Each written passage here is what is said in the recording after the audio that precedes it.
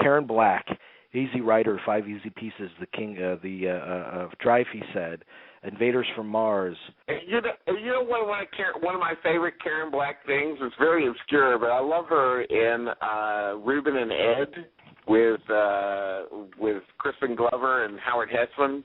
And she plays Howard Hesseman's sort of witchy wife that bedevils him throughout the entire movie, and she's got a couple of really funny scenes in that. But she's so great. She's been all over the place. I just recently watched a great movie with her that's very hard to find. I got it on VHS. I'm going and buying a whole bunch of VHSs these days because there's a lot of stuff that's out of print that's you can still find on VHS. And I found Rafferty and the Gold Dust Twins with her and Mackenzie Phillips getting together on a road movie with Alan Arkin. And this is in the mid-70s. Mackenzie Phillips and Howard Hesseman. What the heck?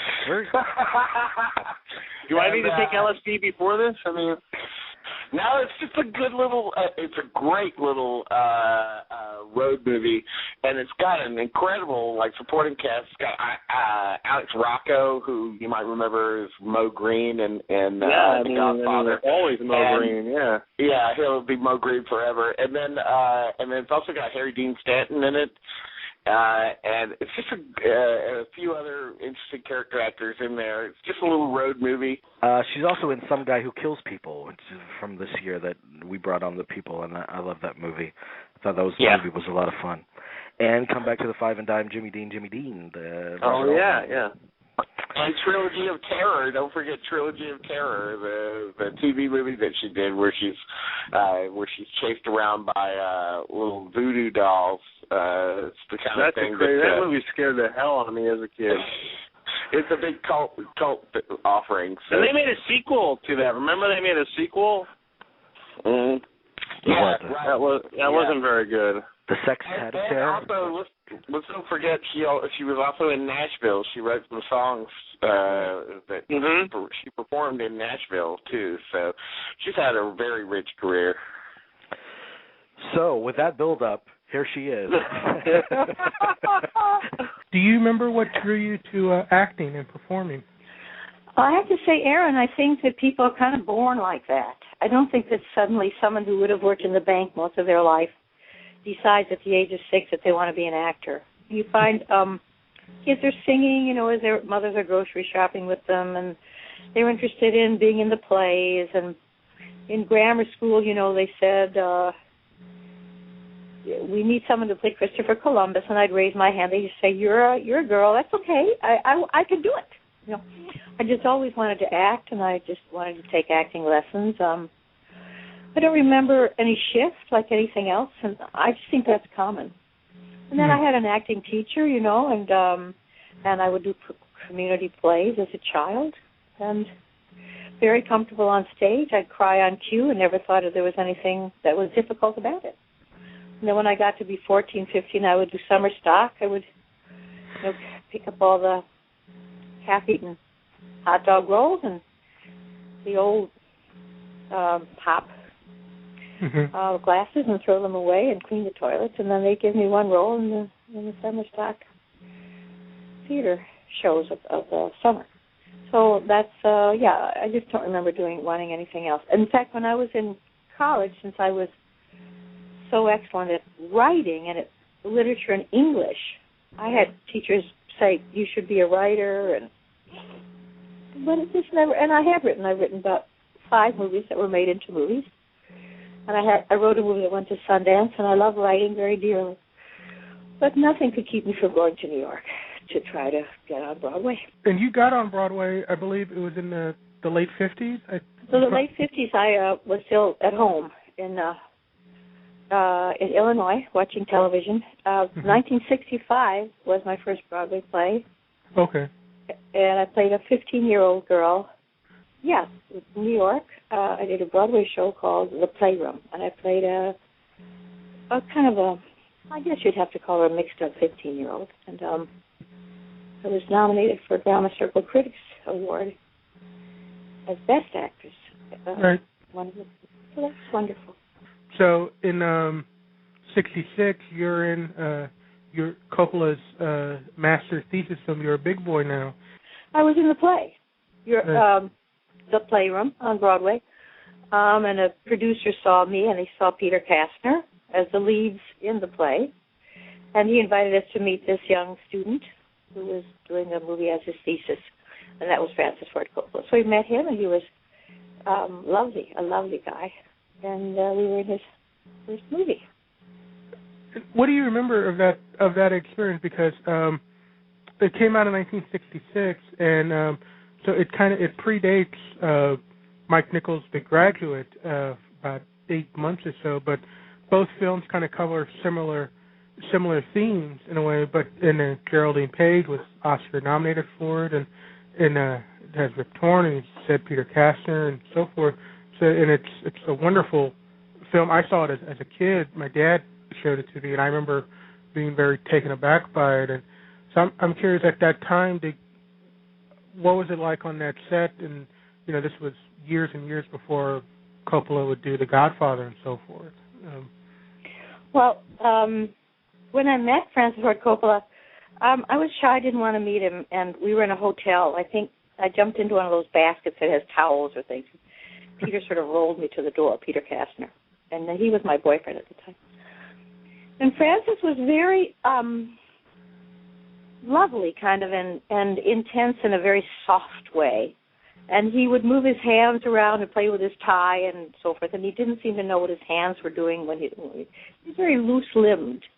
And I liked him a lot, and, there was some time between the meeting of him and doing the movie. I think we did the movie sort of in the summer, and I met him in the winter. I would say December, November, something like that. That's my memory. Could be a little off.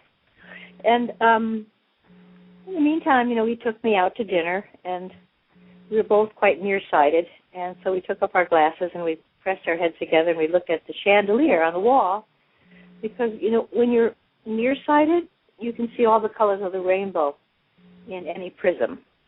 So we pushed our heads together and sort of looked at the chandelier and described colors, and I think that I might have been his girl, but he could see I was madly in love with Peter Kastner. Mm-hmm. Anyhow, he wore a T-shirt that said "Don't overplay," because he thought people, on Broadway would be prone to overplay on screen. I think he learned finally by the end of his shoot that, it just doesn't work. You do things as big as you want to on screen, and you just, if you really, truly, sincerely mean every word you're saying from the bottom of your gut, it's going to be fine. I don't care how loud you are; it's still going to be real. And certainly, Gerald, nobody was making small for him at all.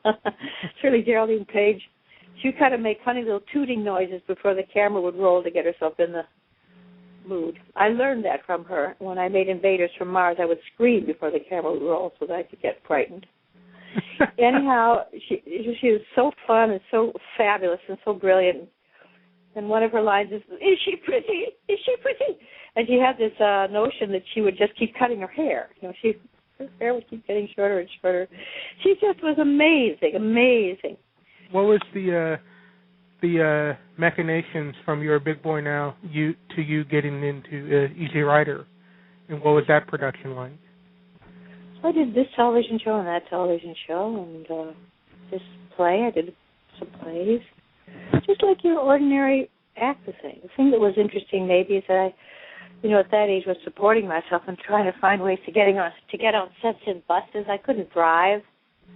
I didn't have a car, and I'd never driven in my lifetime, and I had my agent driving me around, and I would do these television movies. And I knew Henry Jadwin. I'd known him in New York, and it was because of Henry that I came to L.A. because he had an agent, Kevin Castleman, see me in the Broadway show and sign me at this very famous restaurant, the something East, upstairs East, the Sardi's. And then I flew in, and I had an agent, and I would go up for these television things. He's a very pretty person, young little thing who'd just come from the Broadway stage. So I got some television shows, and then, we'd go out to eat, and I'd meet Jack Nicholson, and we started knowing each other a little bit. And then I just got a call. Please come and audition for this movie. So Peter and Dennis and I went to kind of a patio. I don't remember quite where we were. An outdoor patio kind of thing, kind of Mexican looking. And we improvised, and I thought that Dennis was extremely brilliant. I couldn't believe how great he was. And I said, he said, you're my goddess. You have to be in this movie. I said, okay. Kevin Castleman was out of town, so I typed up my own contract. Gave myself $300, which is what they told me I could have in this movie. Thought that was pretty good. And set out to go down to Louisiana. And Tony Basil, who is one of my best friends all these years, still is one of my very best friends, played the other whore. And, well, she's a choreographer. So she's used to choreographer, musician, scheduling, schedules and having people do this and that and keeping rhythm, and it's very organized. And I was used to Broadway. I mean, I had not only done that Broadway show. I'd been working in off-Broadway shows for 3 years at that point. So we were shocked. I mean, we just couldn't believe the disorder. I mean, Dennis would make up things as he went along, and maybe we wouldn't do anything. We'd sort of lock us in antique stores in the night, and we just got the giggles. Tony and I used to have this terrible case of the giggles all the time. We just wanted to go home. We were so unhappy. But I did observe that Dennis was extraordinarily intense. He had very great intention. I have said this before, he had enough intention to walk right through a wall. He was going to get that part of life down. He was going to shoot that aspect of the culture of that time. He was going to do it, and nothing was going to stop him in this world. And he knew he was improvising. He knew he was making it up as he went along. But that's what he did. And he, with his magnificent spirit, imagination, intention, he started a whole new era of filmmaking because, people were really doing what they were doing when they were doing it in that movie. They weren't acting. They weren't, they were really doing it. And so it ended up being a great movie. I'm curious, when you finally saw it put together and you saw what was being shown in the theaters, were you also shocked and startled that something was able to come out of all that chaos and that it became such a phenomenon?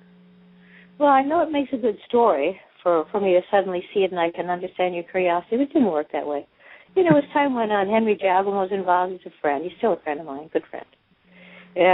Working on the sound and putting some of the mutterings that my character did in the graveyard sequence. My character's mutterings were all gone. We put them back, which I thought was a great contribution. And then there were, BBS.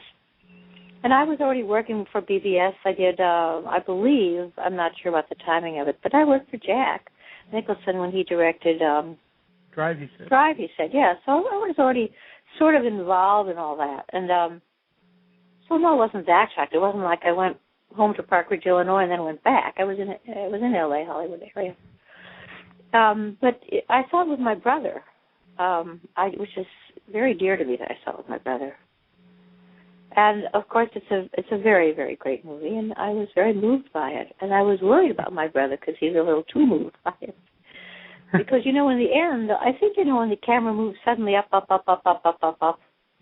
I suspect, from any of my Eastern religion training, I suspect that can be what happens when somebody dies. You suddenly go up, but you're looking down. And I think that it brings the audience into that sensibility, into that moment. And they I think it's one reason it's so shocking. I think without that ending, I'm not sure it would have been the hit it was. It was perfect. And cinematographer nearly fell out of the plane getting it, by the way.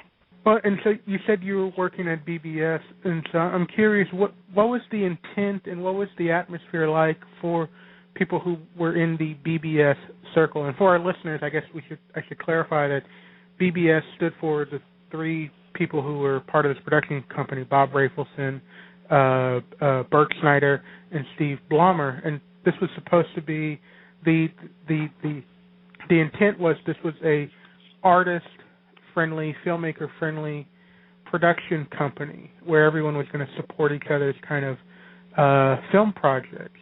It was indeed, you can believe the hype. It was indeed artist-friendly, filmmaker-friendly.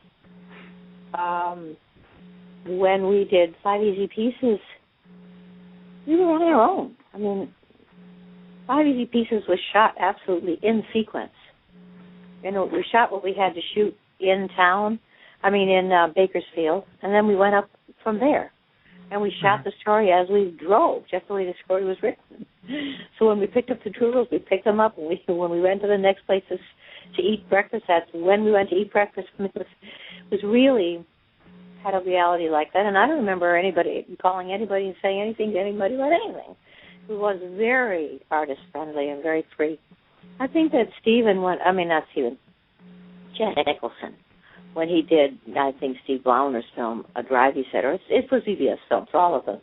I think he didn't have enough organization. I think he could be a very great director, and I'm disappointed that I think some of these experiences sort of turned him off becoming one. He said to me, I know a great script when I see one. I might as well be a director. Because when we were doing, I think it was 5 Easy Pieces, you walk into Jack's motel room where we were traveling, they were like, must have been 100 scripts there. And you'd have to, sort through or read through or get 1 or 2 pages and pick. He always could. So, but when we did Drive, he said he had just too many things to do. But aside from that, which I thought was just poor planning, for example, when we were doing Easy Rider, there was, we were off in the middle of the woods. We were there together. I don't remember people worrying about money particularly, because what was there to spend money on? To film. That's all it was. But don't ask me about money. I'm not any good at it. I don't understand it. But it was incredibly. You do a studio film and people are watching what you're shooting, and if you've gone over time, and if you've gone over the budget, and if you've gone over schedule, and if you came in on time, and if they like the rushes and they don't want to do this, they want to change that, and that. None of that. Absolutely none of that. Where you're off on your own. Now, that is good things and bad things, but essentially, obviously, good things, because Rafelson took her script, which was brilliant anyway, and just made it what it was. That was what you got. You got the real story. And Rafelson being very much on his own is how that would work best, and it did. And 5 Easy Pieces. For 5 Easy Pieces. Yeah, and 5 Easy Pieces is an interesting film in that it's the first showcase for Nicholson as a leading man. He's been in movies for over a decade, but he'd always been in co-starring roles or supporting roles like in Easy Rider and so forth. But 5 Easy Pieces, it's a character study all about kind of a remarkable turn of the decade, late 60s into the early 70s, kind of Lost in the Wilderness kind of character portraits that Nicholson was a master at doing, it turns out. Yes. Well, it's. I think that I wouldn't agree with your line of logic. Mm-hmm. It isn't that he did all these roles that were smaller roles, and now he did the lead. Right. The movies that he made, even including Easy Rider, I have to say, in terms of character and in terms of just a classic movie that'll always be alive, classic movie. They weren't as good as 5 Easy Pieces. 5 Easy Pieces is a very brilliant movie. And all these old, I've seen these early darling sort of, he's so darling in these Jack Nicholson movies, and they're just not very good movies. And this is a very great movie by a very, very great writer and a great director. And so one could finally witness his full capability. I think before that one just hadn't had a chance to. You knew you loved him.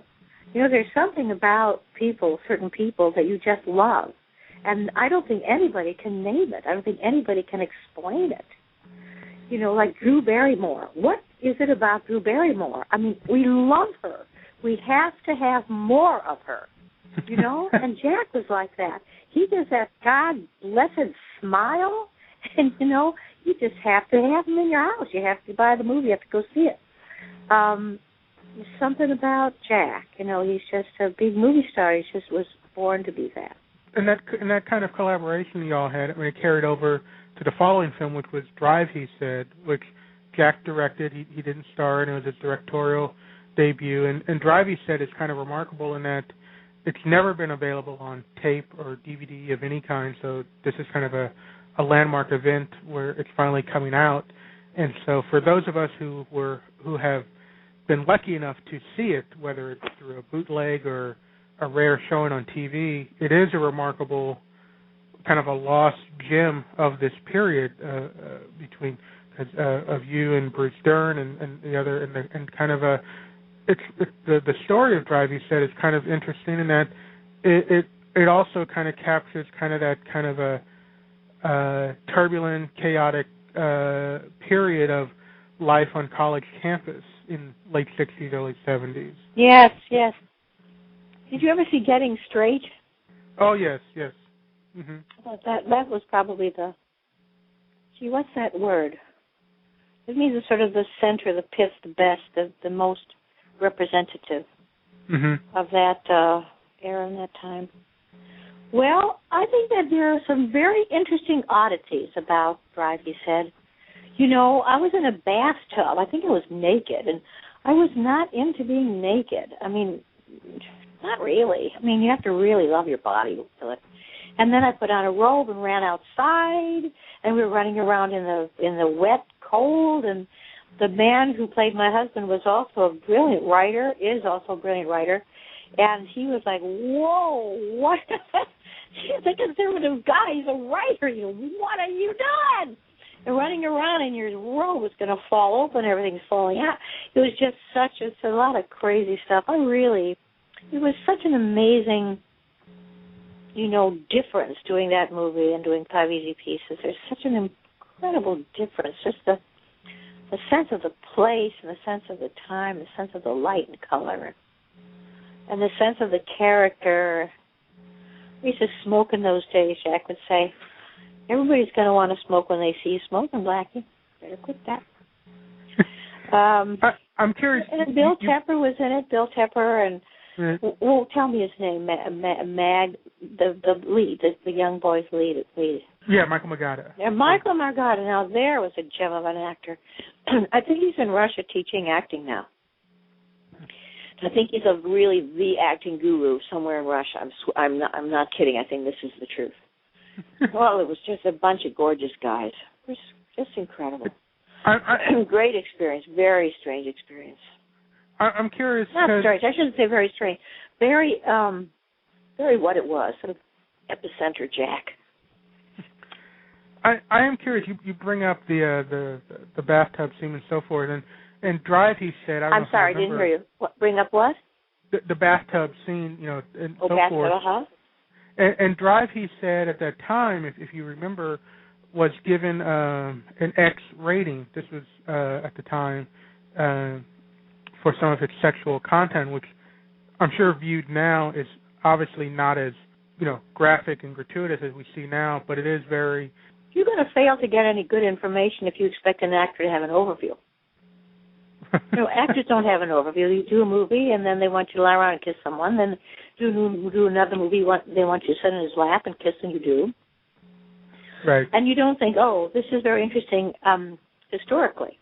All you know is, you're kissing Bruce Dern, and whether you like to kiss him or not is really what you got your attention on, rather than what's going on in the film community in this particular decade. What do you remember? Do you remember anything? I guess. Anything that stands out during this BBS production period of your life? Because obviously it didn't last forever, but the legacy of these films has lasted. So I'm curious if, when you think back at this kind of 5-6 year period of your life, what comes to the surface? And I remember doing 5 Easy Pieces, and there was a scene that wasn't in the movie.